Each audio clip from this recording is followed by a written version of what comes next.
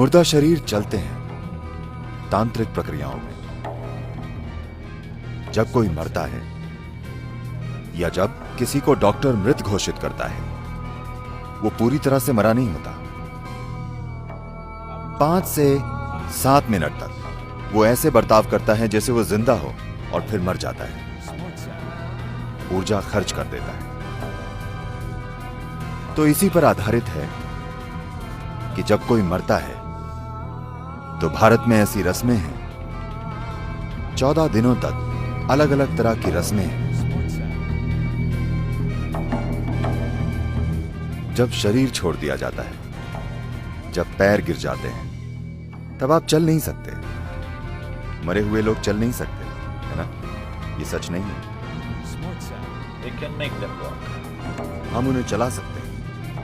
भारत के तांत्रिक विज्ञान का पूरा संबंध इसी से है, मरे हुए इंसान को चलाना। मुर्दे चलते हैं तांत्रिक प्रक्रियाओं में। ऐसा कई बार हुआ है, लेकिन एक बार इतिहास में इसे रिकॉर्ड किया गया है। एक योगी थे, उनके जैसे कई हुए हैं और आज भी हैं। एक योगी थे जो ऐसे थे, उनकी उस चीज पर महारत थी जिसे सूर्य स्पर्श कहते हैं। इसका मतलब है स्पर्श।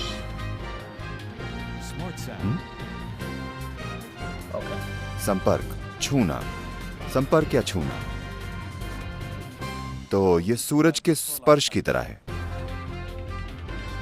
योग का एक प्रकार है जिसे सूर्य स्पर्श कहते हैं। तो उन्होंने उस पर महारत पाई है। वे एक बोंग थे। बोंग मतलब एक बंगाली। तो वे वाराणसी में रहते थे और वे नियमित रूप से अपने गुरु के पास जाकर इसके अलग अलग चरण सीखते थे और इस पर चरण दर चरण महारत पा रहे थे। तो कई बार उन्होंने इसे सबके सामने प्रदर्शित किया कि अगर आप एक पक्षी लाएं, एक मरा हुआ पक्षी जिसे सभी ने जांचा हो कि वो वाकई मरा हुआ है, मरने का नाटक नहीं कर रहा है,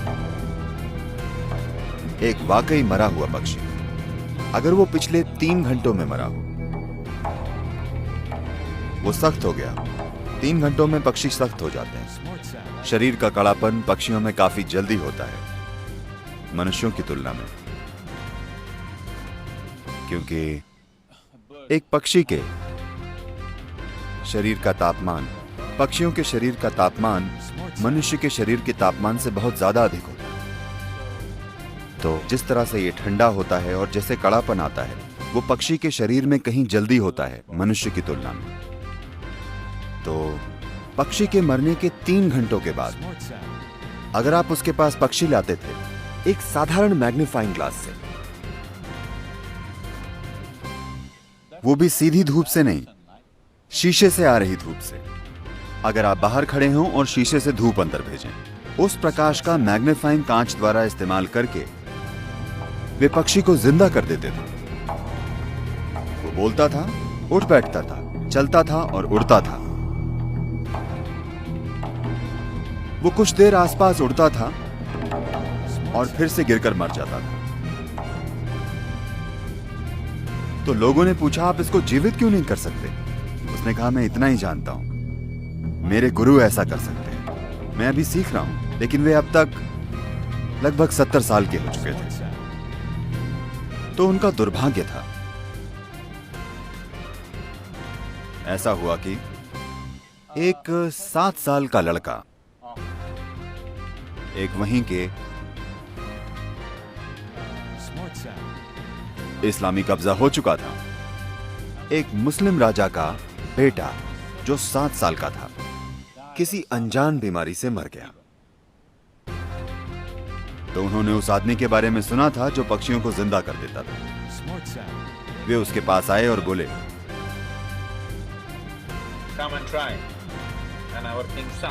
आओ और हमारे राजा के बेटे पर आजमाओ। एक चीज थी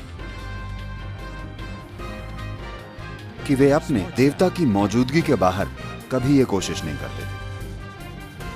उनके पास एक छोटे देवता और एक मंदिर था। मंदिर के बाहर वे ऐसी चीजें कभी नहीं करते थे। वे उसे सिर्फ मंदिर में ही करते थे। वे बोले, मैं अपने देवता की नजरों से दूर कभी ऐसी चीज नहीं करूंगा। उन लोगों के लिए देवता की कोई कीमत नहीं थी। उनके हिसाब से ये मूर्ति पूजा है। वो एक ऊर्जा रूप है जो उन्होंने बनाया था और उसके साथ वे काम करते थे। वे बोले, अरे ये देवता हम इसे ले जाएंगे, हम इसे महल ले जाएंगे। उन्होंने कहा, नहीं नहीं, इन्हें आप हिला नहीं सकते। वे बोले, हिला सकते हैं, और देवता को उठा लिया। वे रोने लगे, ऐसा मत करो। जब उन्होंने देवता को उठाया और जब उन्हें खींचने लगे, तब योगी बोले, मैं नहीं आऊंगा, मैं ऐसा नहीं करूंगा, मैं ये नहीं करूंगा। वे तब गुस्सा हो गए जब वे लोग देवता को उठाकर खिलौने की तरह बाहर ले जाने लगे। वे बोले, मैं आपके राजा के बेटे को जिंदा नहीं कर सकता। अगर मुझे आता भी होता, मुझे नहीं आता, लेकिन मुझे आता होता तब भी मैं नहीं करता। तब वे उन्हें बालों से खींचते हुए राजा के पास ले गए और वे बोले, मैं ये नहीं करूंगा। तो उन्होंने उनके वहीं टुकड़े कर दिए। और जब ये सब कुछ हो रहा था, तब उन्होंने देवता को गिरा दिया और वो टूट गया। और उनके कुछ शिष्य थे जिन्हें वे सिखा रहे थे, वे सब उन्हीं के साथ खत्म हो गया। लेकिन इसे स्पष्ट रूप से रिकॉर्ड किया गया है बहुत जिम्मेदार लोगों के द्वारा कि वाकई कई बार उन्होंने ऐसा किया कि वे एक मरे हुए पक्षी को जो 3 घंटों से ज्यादा पहले मर चुका है, उसे वाकई खड़ा कर देते हैं और वो उड़ने लगता है काफी लंबे समय तक, यानी 1 घंटे से ज्यादा तक। और वे बार बार कहते थे कि मेरे गुरु इस पक्षी को जिंदा कर सकते हैं, इसे पूरी जिंदगी दे सकते हैं, वो जितना भी समय हो। और मेरे गुरु इंसान के साथ भी ऐसा कर सकते हैं। ऐसे बहुत से योगी हुए। दक्षिण भारत में एक और योगी थे। So usually they don't… This is a kind of a fringe yogi, this bird yogi. This is a fringe yogi, this is not the mainstream. वे मुख्य धारा के योगी नहीं थे, ये एक मुख्य धारा के योगी थे। तो लोग उनके पास आशीर्वाद के लिए आते थे और उनके आसपास चीजें होती थी। वे कर्नाटका में रहते थे, दक्षिणी पश्चिमी कर्नाटका में, या दक्षिणी कुलेकाल के पास कहीं। और लोग उनके पास इकट्ठा होते थे। एक बार ऐसा हुआ, एक युवा लड़का मर गया। माता पिता उसे लेकर आए और बुरी तरह रोने लगे। तो उन्होंने उनकी हालत देखी और उन्हें शायद ये पता चला कि इस लड़के का मरना शायद जरूरी नहीं था, ये किसी हद तक एक दुर्घटना है। तो उन्होंने अपनी उंगली डुबाई। उनके पास एक ऐसा दिया था। ये आमतौर पर होता है, कोई भी योगी जो ऐसी प्रक्रियाएं करते हैं, उनके पास एक दिया होता है, तेल का दिया। तो उन्होंने तेल में अपनी उंगली डुबाई और उसे मरे हुए लड़के के मुंह में डाला, मरे हुए लड़के के मुंह में। और वो लड़का कुछ देर बाद जिंदा हो गया और बिल्कुल ठीक हो गया। जब कोई मरता है या जब किसी को डॉक्टर के द्वारा मृत घोषित किया जाता है, वो पूरा मृत नहीं होता, मृत्यु धीरे धीरे होती है। अगर आप पहले से ही इसके बारे में न जानते हो तो वो महिला कहाँ है, उन्हें पता होगा, पादरी की बेटी। कोई मुर्दों का प्रबंध करने वालों का बेटा या बेटी है? कोई नहीं है। आप शायद पहले से ही जानते हो, आप में से कई लोग, कि किसी व्यक्ति के मरने के बाद 11 दिनों तक, निश्चित रूप से, और ज्यादातर 14 दिनों तक उंगलियों के नाखून बढ़ते हैं, बाल बढ़ते हैं। आप जानते हैं? आप में से कितने पहले से जानते थे? तो क्योंकि मृत्यु धीरे धीरे होती है, चरण दर चरण होती है, यह अभी पूरी नहीं हुई है। जीवन प्रक्रिया का निकलना इस पृथ्वी के टुकड़े से धीरे धीरे होता है। सभी व्यवहारिक अर्थों में जब सब कुछ रुक जाता है, फेफड़े रुक जाते हैं, दिल रुक जाता है, तो वे आपको मरा हुआ घोषित कर देते हैं, लेकिन अभी नहीं। तो इसका इस्तेमाल करके कि जीवन की प्रक्रिया अब भी चल रही है, आप उसे फिर से जागृत कर सकते हैं और सिस्टम को सक्रिय कर सकते हैं। It is by using this that the tantrics have dead bodies walking. इसी का इस्तेमाल करके तांत्रिक मुर्दा शरीर को चलाते हैं, और ये बहुत असाधारण बात नहीं है, ये काफी साधारण है।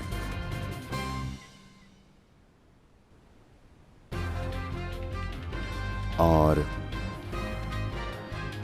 कभी कभी वे इस पर काम कर रहे होते हैं जब दाह संस्कार चल रहा होता है। ऐसा कई बार हुआ है, मैंने खुद नहीं देखा, पर मैं ऐसे लोगों को जानता हूं जिनके पास झूठ बोलने की कोई वजह नहीं है और वे झूठ नहीं बोलेंगे। ऐसे लोग, उन्होंने वाकई एक जलते हुए शरीर को उठकर चलते हुए देखा है। वे उसे आग लगाते हैं, शरीर जल रहा होता है, पर वो उठकर चलता है, क्योंकि उस पल में जब शरीर बाहर से जलने लगता है, तब जीवन की प्रक्रिया सिकुड़ जाती है।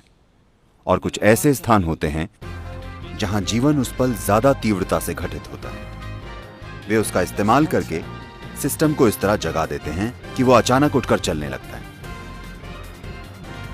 5 से 7 मिनट तक वो ऐसे बर्ताव करता है जैसे वो जिंदा हो, और फिर मर जाता है, ऊर्जा खर्च कर देता है। तो ये इसी पर आधारित है कि जब कोई मरता है तो भारत में ऐसी रस्में हैं, 14 दिनों तक अलग अलग तरह की रस्में हैं, और दुर्भाग्य से काफी हद तक इन रस्मों के पीछे का ज्ञान, इनके पीछे की शक्ति खो गई है, और लोग बस चीजें कर रहे हैं। जीवन चलाने के लिए वो ये कर रहे हैं, या बस ऐसा किया जाता है इसलिए वे करते हैं।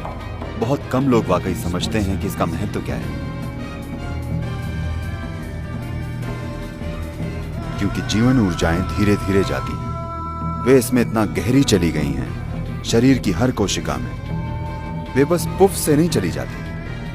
व्यावहारिक रूप से शायद व्यक्ति मर जाए, लेकिन पूरी तरह से नहीं मरता, वो धीरे धीरे मरता है। तो हम इस प्रक्रिया को तेज करना चाहते हैं। हम नहीं चाहते कि कोई धीरे धीरे मरे। धीरे धीरे मरना यातना हो सकता है ना?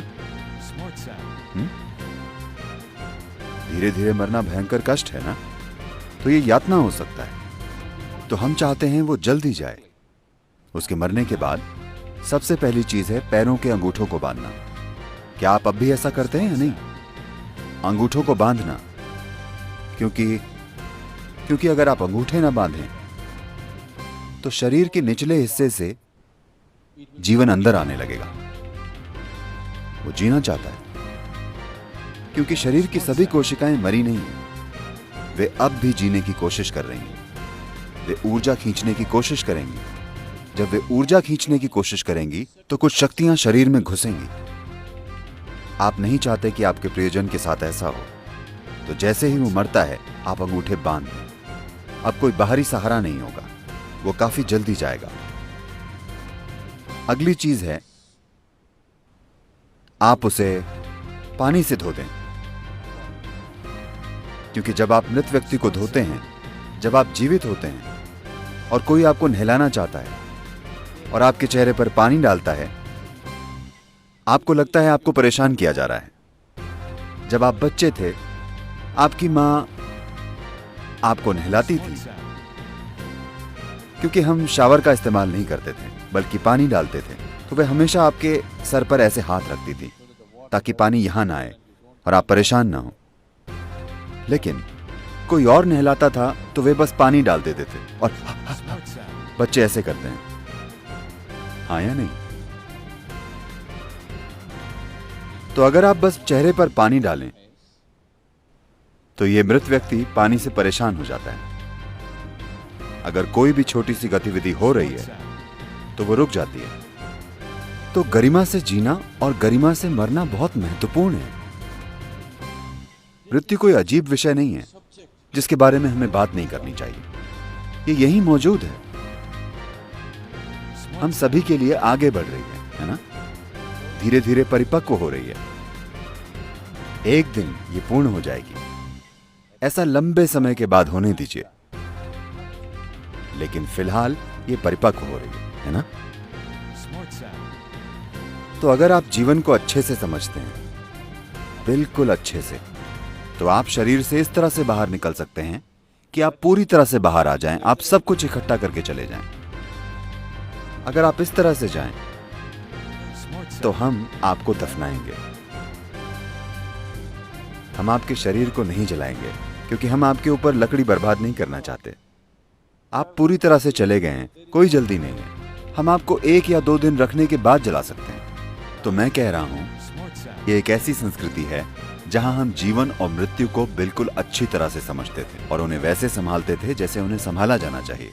पहले 14 दिनों में आप बहुत मदद कर सकते हैं मृत व्यक्ति की। ये संस्कृति, ये विज्ञान इस देश में एक बड़े तरीके से विकसित हुआ, पर फिर भ्रष्ट हो गया। तो जो एक बहुत ही सुंदर विज्ञान था, वो व्यापार बन गया और व्यापार भ्रष्टाचार बन गया। तो आज अगर आपके घर में कोई मरता है तो आप उन लोगों के पास जाते हैं जो कहते हैं वो कुछ करेंगे और कहेंगे आपके दादा दूध पीना चाहते हैं, एक गाय दीजिए।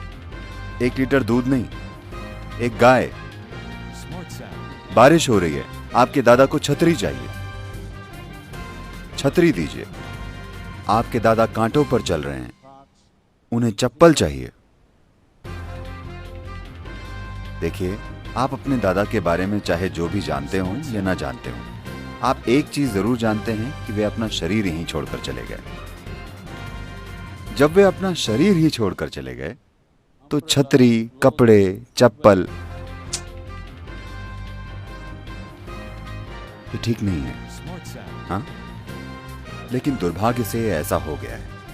तो हम फिलहाल एक प्रक्रिया के द्वारा लोगों को ट्रेनिंग दे रहे हैं ताकि वे इस तरह की सेवाएं दे सकें। लेकिन आपको कभी भी इसे अपना काम नहीं बनाना चाहिए, बस एक सेवा की तरह। अगर आप भेंट करना चाहते हैं तो हम आपको ये चीजें करने की ट्रेनिंग दे सकते हैं, बिल्कुल ठीक से। ये बहुत ही महत्वपूर्ण चीज है जीवन में। ये एक बहुत ही महत्वपूर्ण पहलू है। जब कोई अपना शरीर खो देता है तो पूरी तरह से लाचार हो जाता है। उसे मदद चाहिए और उसकी मदद की जा सकती है, लेकिन अशुद्ध और भ्रष्ट हाथों से नहीं। कोई इंसान जो परवाह करता हो, कोई इंसान जिसमें इसकी जरूरी समझ हो। अगर आप ऐसी चीजों से गुजरना चाहते हैं, ऐसी ट्रेनिंग से, तो ये उपलब्ध है। हम अपने खुद के दाह संस्कार स्थान भी शुरू करने वाले हैं। कोयम्बतूर में हमारा ईशा सुडुगाडु है। आपको पता है? नहीं पता? कम से कम मरना कहाँ है, अब आप ये जान गए। और अगर आप में से कुछ लोग ट्रेनिंग लेते हैं तो आप ये सेवा दे सकते हैं, और ये बहुत ही महत्वपूर्ण सेवा है। लोग इसकी कीमत नहीं समझते आजकल की दुनिया में। आजकल की दुनिया इसकी कीमत नहीं समझती। अजमेर की ताज़ा न्यूज़ देखने के लिए अभी हमारे KTN न्यूज़ को सब्सक्राइब करें और वीडियो को लाइक और शेयर करना ना भूलें।